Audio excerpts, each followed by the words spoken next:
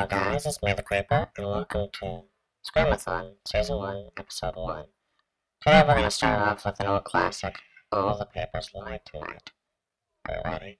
Let's go. Oh, God, I hope I'm just going crazy. You ever have one of those, how the hell did I get here moments? I mean, those flashes of clarity when you really see your life.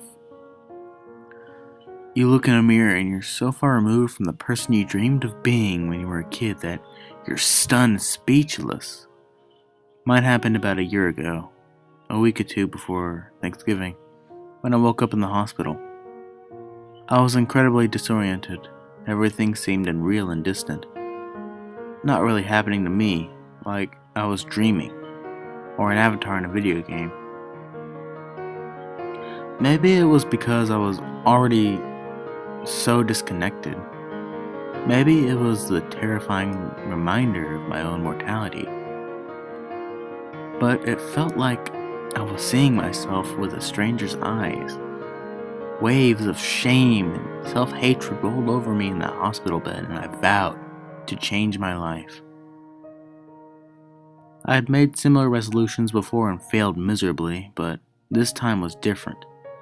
This time the change was nearly effortless. Old habits evaporated, old temptations lost its allure.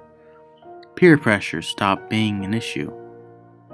Because I wasn't interested in hanging out with my usual group. When I tried going out with them sober, they bored me to tears. Meanwhile, other relationships in my life were improving. At my son Logan's birthday party, I even overheard my ex-wife telling his mother that I'd finally grown up and stopped causing so much heartache for everyone. When the last children had left and I was cleaning up, my son surprised me with a running hug. He wrapped his arms around me and squeezed me harder than ever I had in his life. "Will you stay?" he whispered. I brushed back a stare with my hand. "Of course, I'll stay as long as you want. You could even spend the night at my place tonight if your mother says it's okay." He sighed happily. "You're so much better than my real dad." Every cell in my body froze. I launched into a speech about how I was his dad, but was trying to change.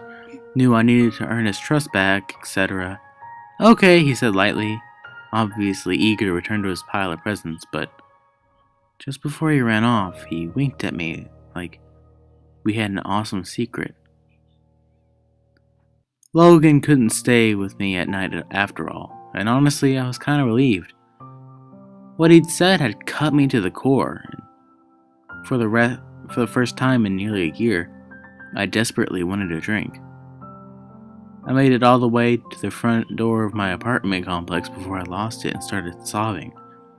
I was fumbling in my pocket for my keys, trying to see through the glare of tears, when Sam put her hand on my shoulder.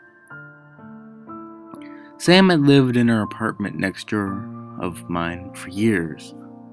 Before my epiphany, I barely spared her a glance, but after I'd found myself choking on cartoon butterflies whenever she passed by. I'd never had to chase a girl before. Well, it's not that I'm Brad Pitt or anything, it's just that I used to spend an enormous amount of time and money making myself look nothing like myself. If you'd seen the old me or one of my countless clones, a golem of silicone and arc slick, spangles and bleach, it was a lot like being a zombie, I suppose. You can barely move for fear that parts of you will fall. Back on point, I'd been trying to catch Sam's eye for months, and I was terrible at it. I'd chat her up and think I was getting somewhere, but then I'd make a joke or quote a movie and she'd cringe like I just stabbed her. It was a humiliating way to have finally caught her attention, bawling like an angry toddler on the front steps, miserably wiping snot off my sleeve as I blubbered confessions for a million sins. Sam listened patiently, only stopping me once to suggest we get out of the cold and continue talking in her apartment. She drank me under the table. I lost all my tolerance in a year of sobriety, but Sam definitely didn't have that problem. When I got up to get us both another, it was easy to see why. Her refrigerator looked like mine used to, boasting the 4 food groups of beer, liquor, takeout, and antique condiments. "Did your roommate move out?" I asked, carrying our beers back from her kitchen. "He was a big cook, right? I used to walk by your place after dinner time and drool." "He wasn't my roommate," she quietly said. He was my husband."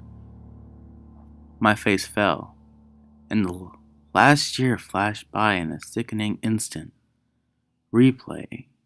Her total disinterest in me, followed by the pained looks and vanishing act whenever she caught herself flirting back.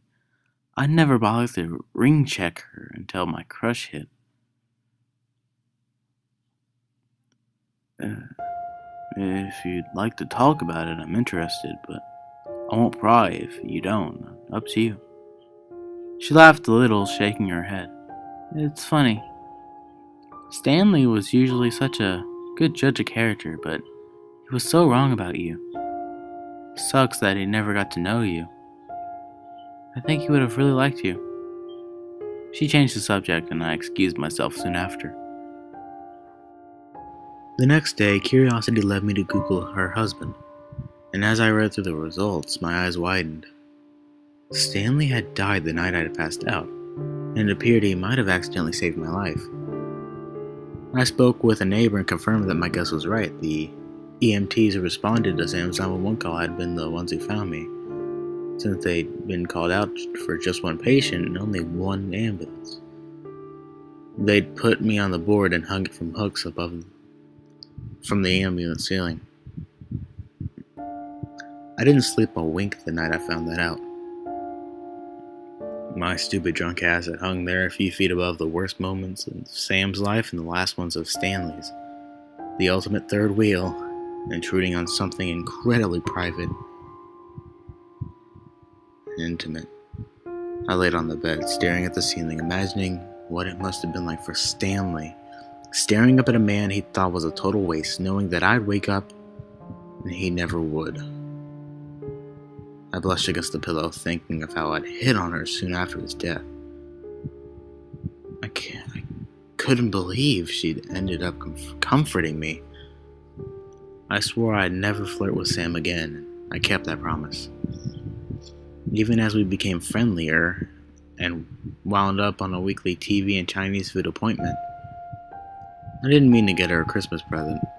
I considered it, but wrote it off as over the line. Then I went thrifting and saw this pocket knife. It wasn't anything flashy, but something about it just said Sam to me. When I picked it up and examined it, the owner came up from behind me. "You've got a nice taste, honey," she said. "They don't make them like that anymore." And I smiled, because that's how I felt about Sam. But when Sam opened the gift, her face went white. Did I tell you about this that night I was so drunk?" she murmured, picking up the knife and turning it in her fingers. I must have. Sam had inherited one exactly like it from her grandfather. It had gotten lost when she and Stanley moved into the building, and she'd felt awful about it. "Oh crap, I'm so sorry. I didn't mean to bring up bad memories." No, this is great. I've been trying to find one for a long time. Thank you." I think she meant to peck me on the cheek, but it landed on the corner of my mouth. And the next thing I knew, she was kissing me for real.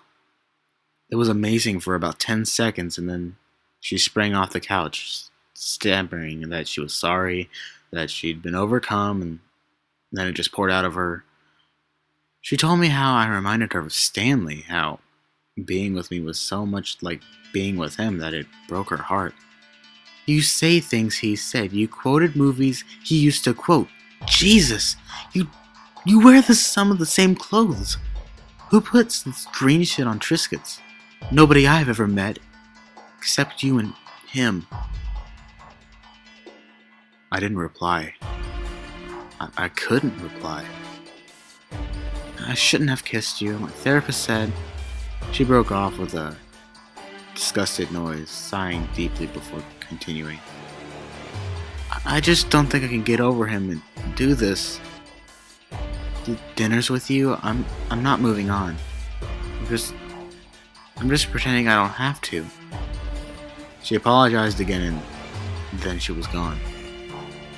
I stared at the door like an idiot for a few seconds, letting that sink in.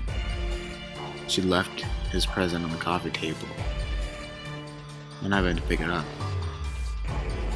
You're so much better than my real dad. Suddenly pieces were snapping together in my mind, and I kept shaking my head like I could break them apart again. What I was thinking was stupid, crazy, superstitious, lunacy. I've been a few feet away from the ambulance when he died. Woke up consumed with self-loathing that turned into a new person almost overnight, one with different hobbies, different opinions, different tastes. Even my own son didn't believe I was me.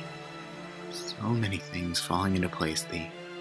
My instant extra strength crush on Sam, my new clothing and hairstyle, so similar to his on his Facebook photos, how I'd suddenly decide to take up cooking and been weirdly good at it, how I'd never put mint jelly on Triscuits before and had no idea why I'd even bought it, how I didn't remember seeing half the movies I even quoted. Oh god. I started seeing a therapist myself. She says I'm trying to distance myself from the past I'm ashamed of, that how low self-esteem and my crush on Sam have been manifested in me imagining that I'm the person she could love.